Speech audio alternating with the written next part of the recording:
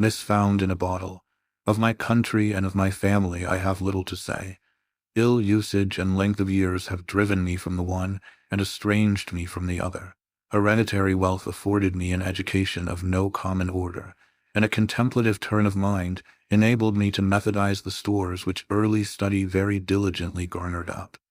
Beyond all things, the study of the German moralists gave me great delight, not from any ill-advised admiration of their eloquent madness, but from the ease with which my habits of rigid thought enabled me to detect their falsities. I have often been reproached with the aridity of my genius. A deficiency of imagination has been imputed to me as a crime, and the Puritanism of my opinions has at all times rendered me notorious. Indeed, a strong relish for physical philosophy has, I fear, tinctured my mind with a very common error of this age. I mean the habit of referring occurrences, even the least susceptible of such reference, to the principles of that science. Upon the whole, no person could be less liable than myself to be led away from the severe precincts of truth by the ens fadui of superstition. I have thought proper to premise thus much, lest the incredible tale I have to tell should be considered rather the raving of a crude imagination than the positive experience of a mind to which the reveries of fancy have been a dead letter and a nullity. After many years spent in foreign travel, I sailed in the year 18 from the port of Batavia, in the rich and populous island of Java, on a voyage to the archipelago of the Sunda Islands. I went as passenger, having no other inducement than a kind of nervous restlessness which haunted me as a fiend. Our vessel was a beautiful ship of about 400 tons, copper-fastened, and built at Bombay of Malabar teak. She was freighted with cotton wool and oil from the Laccadive Islands. We had also on board coir, jaggery, ghee, cocoa-nuts, and a few cases of opium. The stowage was clumsily done, and the vessel consequently crank. We got under way with a mere breath of wind, and for many days stood along the eastern coast of Java, without any other incident to beguile the monotony of our course than the occasional meeting with some of the small grabs of the archipelago to which we were bound. One evening, leaning over the taffrail, I observed a very singular, isolated cloud. To the NW it was remarkable, as well for its color, as from its being the first we had seen since our departure from Batavia. I watched it attentively until sunset, when it spread all at once to the eastward and westward, girding in the horizon with a narrow strip of vapor, and looking like a long line of low beach. My notice was soon afterwards attracted by the dusky red appearance of the moon and the peculiar character of the sea. The latter was undergoing a rapid change, and the water seemed more than usually transparent. Although I could distinctly see the bottom, yet, heaving the lead, I found the ship in 15 fathoms. The air now became intolerably hot, and was loaded with spiral exhalations similar to those arising from heat iron. As night came on, every breath of wind died away, and more entire calm it is impossible to conceive. The flame of a candle burned upon the poop without the least perceptible motion, and a long hair, held between the finger and thumb, hung without the possibility of detecting a vibration. However, as the captain said, he could perceive no indication of danger, and as we were drifting in bodily to shore, he ordered the sails to be furled and the anchor let go. No watch was set, and the crew, consisting principally of Malays, stretched themselves deliberately upon deck. I went below, not without a full presentiment of evil. Indeed, every appearance warranted me in apprehending a simoon. I told the captain my fears, but he paid no attention to what I said, and left me without deigning to give a reply. My uneasiness, however, prevented me from sleeping, and about midnight I went upon deck. As I placed my foot upon the upper step of the companion ladder, I was startled by a loud, humming noise, like that occasioned by the rapid revolution of a mill wheel, and before I could ascertain its meaning, I found the ship quivering to its center. In the next instant, a wilderness of foam hurled us upon our beam ends, and rushing over us fore and aft, swept the entire decks from stem to stern. The extreme fury of the blast proved, in a great measure, the salvation of the ship. Although completely waterlogged, yet, as her masts had gone by the board, she rose, after a minute, heavily from the sea, and staggering a while beneath the immense pressure of the tempest, finally righted. By what miracle I escaped destruction, it is impossible to say. Stunned by the shock of the water, I found myself, upon recovery, jammed in between the stern post and rudder. With great difficulty I gained my feet, and looking dizzily around, was, at first, struck with the idea of our being among breakers. So terrific, beyond the wildest imagination, was the whirlpool of mountainous and foaming ocean within which we were engulfed. After a while, I heard the voice of an old Swede, who had shipped with us at the moment of our leaving port. I hallooed to him with all my strength, and presently he came reeling aft. We soon discovered that we were the sole survivors of the accident. All on deck, with the exception of ourselves, had been swept overboard. The captain and mates must have perished as they slept, for the cabins were deluged with water. Without assistance, we could expect to do little for the security of the ship, and our exertions were at first paralyzed by the momentary expectation of going down. Our cable had, of course, parted like pack thread at the first breath of the hurricane, or we should have been instantaneously overwhelmed. We scudded with frightful velocity before the sea, and the water made clear breaches over us. The framework of our stern was shattered excessively, and in almost every respect we had received considerable injury. But to our extreme joy we found the pumps unchoked, and that we had made no great shifting of our ballast. The main fury of the blast had already blown over, and we apprehended little danger from the violence of the wind. But we looked forward to its total cessation with dismay, well believing that, in our shattered condition, we should inevitably perish in the tremendous swell which would ensue. But this very just apprehension seemed by no means likely to be soon verified. For 5 entire days and nights, during which our only subsistence was a small quantity of jaggery, procured with great difficulty from the forecastle, the hulk flew at a rate defying computation, before rapidly succeeding flaws of wind, which, without equaling the first violence of the simoom, were still more terrific than any tempest I had before encountered. Our course for the first 4 days was, with trifling variations, SE and by S, and we must have run down the coast of New Holland. On the 5th day the cold became extreme, although the wind had hauled round a point more to the northward.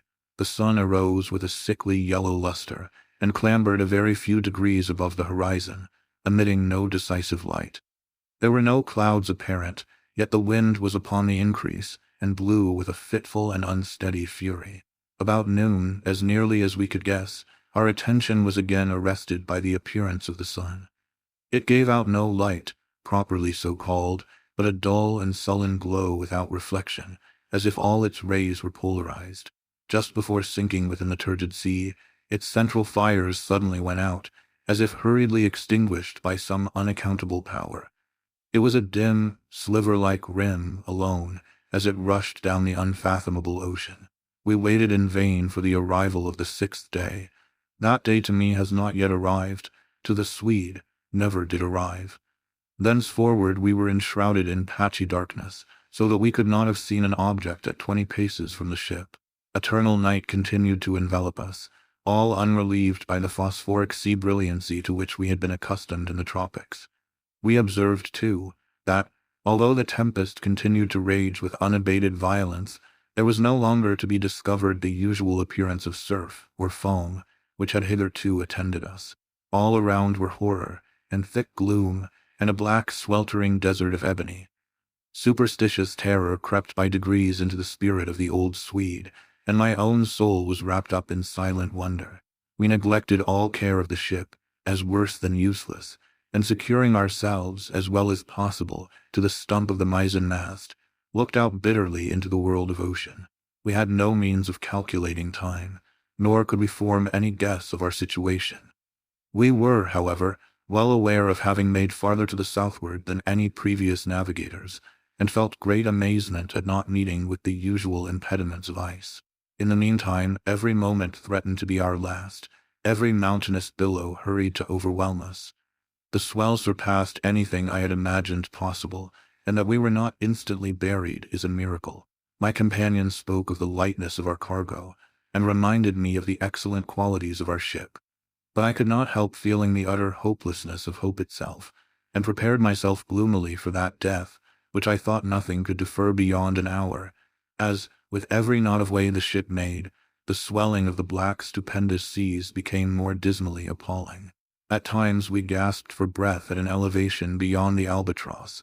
At times became dizzy with the velocity of our descent into some watery hell, where the air grew stagnant, and no sound disturbed the slumbers of the kraken. We were at the bottom of one of these abysses, when a quick scream from my companion broke fearfully upon the night. "See, see!" cried he, shrieking in my ears. "Almighty God, see, see!" As he spoke, I became aware of a dull, sullen glare of red light which streamed down the sides of the vast chasm where we lay, and threw a fitful brilliancy upon our deck. Casting my eyes upwards, I beheld a spectacle which froze the current of my blood. At a terrific height directly above us, and upon the very verge of the precipitous descent, hovered a gigantic ship of perhaps 4,000 tons. Although upreared upon the summit of a wave more than 100 times her own altitude, her apparent size exceeded that of any ship of the line or East Indiaman in existence. Her huge hull was of a deep, dingy black, unrelieved by any of the customary carvings of a ship. A single row of brass cannon protruded from her open ports, and dashed from their polished surfaces the fires of innumerable battle lanterns, which swung to and fro about her rigging. But what mainly inspired us with horror and astonishment was that she bore up under a press of sail in the very teeth of that supernatural sea, and of that ungovernable hurricane. When we first discovered her, her bows were alone to be seen, as she rose slowly from the dim and horrible gulf beyond her. For a moment of intense terror she paused upon the giddy pinnacle, as if in contemplation of her own sublimity, then trembled and tottered, and came down. At this instant, I know not what sudden self-possession came over my spirit. Staggering as far aft as I could, I awaited fearlessly the ruin that was to overwhelm. Our own vessel was at length ceasing from her struggles, and sinking with her head to the sea. The shock of the descending mass struck her, consequently, in that portion of her frame which was already under water, and the inevitable result was to hurl me, with irresistible violence, upon the rigging of the stranger. As I fell, the ship hove in stays, and went about, and to the confusion ensuing I attributed my escape from the notice of the crew. With little difficulty, I made my way unperceived to the main hatchway, which was partially open, and soon found an opportunity of secreting myself in the hold. Why I did so, I can hardly tell. An indefinite sense of awe, which at first sight of the navigators of the ship had taken hold of my mind, was perhaps the principle of my concealment. I was unwilling to trust myself with a race of people who had offered, to the cursory glance I had taken, so many points of vague novelty, doubt, and apprehension. I therefore thought proper to contrive a hiding place in the hold. This I did by removing a small portion of the shifting boards, in such a manner as to afford me a convenient retreat between the huge timbers of the ship. I had scarcely completed my work, when a footstep in the hold forced me to make use of it. A man passed by my place of concealment with a feeble and unsteady gait.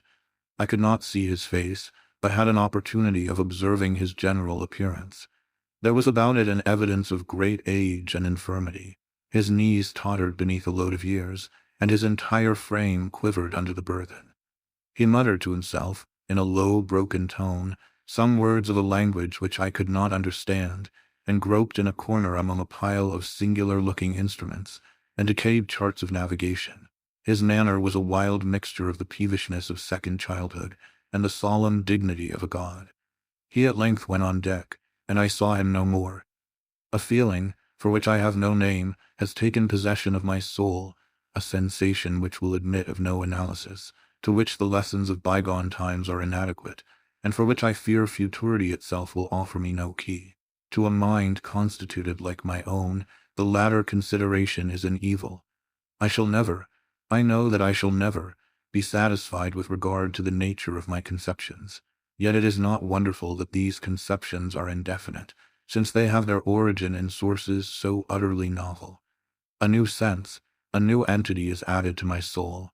It is long since I first trod the deck of this terrible ship, and the rays of my destiny are, I think, gathering to a focus. Incomprehensible men, wrapped up in meditations of a kind which I cannot divine, they pass me by unnoticed. Concealment is utter folly on my part, for the people will not see.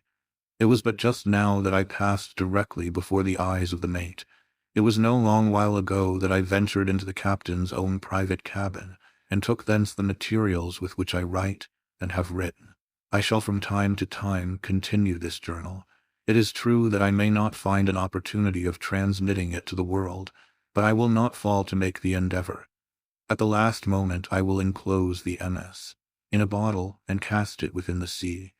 An incident has occurred which has given me new room for meditation. Are such things the operation of ungoverned chance?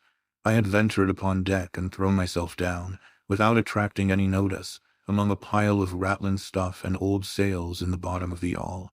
While musing upon the singularity of my fate, I unwittingly daubed with a tar brush the edges of a neatly folded studding sail, which lay near me on a barrel. The studding sail is now bent upon the ship, and the thoughtless touches of the brush are spread out into the word discovery. I have made many observations lately upon the structure of the vessel. Although well armed, she is not, I think, a ship of war. Her rigging, build, and general equipment all negative a supposition of this kind. What she is not, I can easily perceive. What she is, I fear it is impossible to say. I know not how it is, but in scrutinizing her strange model and singular cast of spars, her huge size and overgrown suits of canvas, her severely simple bow and antiquated stern, there will occasionally flash across my mind a sensation of familiar things, and there is always mixed up with such indistinct shadows of recollection, an unaccountable memory of old foreign chronicles and ages long ago. I have been looking at the timbers of the ship. She is built of a material to which I am a stranger. There is a peculiar character about the wood which strikes me as rendering it unfit for the purpose to which it has been applied. I mean its extreme porousness, considered independently by the worm-eaten condition which is a consequence of navigation in these seas, and apart from the rottenness attendant upon age. It will appear perhaps an observation somewhat over-curious, but this wood would have every characteristic of Spanish oak, if Spanish oak were distended by any unnatural means. In reading the above sentence, a curious apothegm of an old weather-beaten Dutch navigator comes full upon my recollection. "It is as sure," he was wont to say, when any doubt was entertained of his veracity, "as sure as there is a sea where the ship itself will grow in bulk like the living body of the seaman." About an hour ago, I made bold to thrust myself among a group of the crew. They paid me no manner of attention, and, although I stood in the very midst of them all, seemed utterly unconscious of my presence. Like the one I had at first seen in the hold, they all bore about them the marks of a hoary old age. Their knees trembled with infirmity, their shoulders were bent double with decrepitude, their shriveled skins rattled in the wind, their voices were low, tremulous, and broken, their eyes glistened with the rheum of years, and their gray hairs streamed terribly in the tempest. Around them, on every part of the deck, lay scattered mathematical instruments of the most quaint and obsolete construction. I mentioned some time ago the bending of a studding sail. From that period the ship, being thrown dead off the wind, has continued her terrific course due south, with every rag of canvas packed upon her, from her trucks to her lower studding sail booms, and rolling every moment her top-gallant yardarms into the most appalling hell of water which it can enter into the mind of a man to imagine. I have just left the deck, where I find it impossible to maintain a footing, although the crew seem to experience little inconvenience. It appears to me a miracle of miracles that our enormous bulk is not swallowed up at once and forever. We are surely doomed to hover continually upon the brink of eternity, without taking a final plunge into the abyss. From billows 1,000 times more stupendous than any I have ever seen, we glide away with the facility of the arrowy seagull, and the colossal waters rear their heads above us like demons of the deep, but like demons confined to simple threats and forbidden to destroy. I am led to attribute these frequent escapes to the only natural cause which can account for such effect. I must suppose the ship to be within the influence of some strong current or impetuous undertow. I have seen the captain face to face, and in his own cabin, but, as I expected, he paid me no attention, although in his appearance there is, to a casual observer, nothing which might bespeak him more or less than man. Still, a feeling of irrepressible reverence, an awe mingled with the sensation of wonder with which I regarded him. In stature he is nearly my own height, That is, about 5 feet 8 inches. He is of a well-knit and compact frame of body, neither robust nor remarkably otherwise. But it is the singularity of the expression which reigns upon the face. It is the intense, the wonderful, the thrilling evidence of old age, so utter, so extreme, which excites within my spirit a sense, a sentiment ineffable. His forehead, although little wrinkled, seems to bear upon it the stamp of a myriad of years. His gray hairs are records of the past, and his grayer eyes are symbols of the future. The cabin floor was thickly strewn with strange, iron-clasped folios, and moldering instruments of science, and obsolete, long-forgotten charts. His head was bowed down upon his hands, and he pored with a fiery, unquiet eye over a paper which I took to be a commission, and which, at all events, bore the signature of a monarch. He muttered to himself, as did the first seaman whom I saw in the hold, some low, peevish syllables of a foreign tongue, and although the speaker was close at my elbow, his voice seemed to reach my ears from the distance of a mile. The ship and all in it are imbued with the spirit of eld. The crew glide to and fro like the ghosts of buried centuries. Their eyes have an eager and uneasy meaning, and when their fingers fall athwart my path in the wild glare of the battle lanterns, I feel as I have never felt before, although I have been all my life a dealer in antiquities, and have imbibed the shadows of fallen columns at Baalbek, and Tadmor, and Persepolis, until my very soul has become a ruin. When I look around me, I feel ashamed of my former apprehensions. If I trembled at the blast which has hitherto attended us, shall I not stand aghast at a warring of wind and ocean, to convey any idea of which the words tornado and simoom are trivial and ineffective? All in the immediate vicinity of the ship is the blackness of eternal night, and a chaos of foamless water.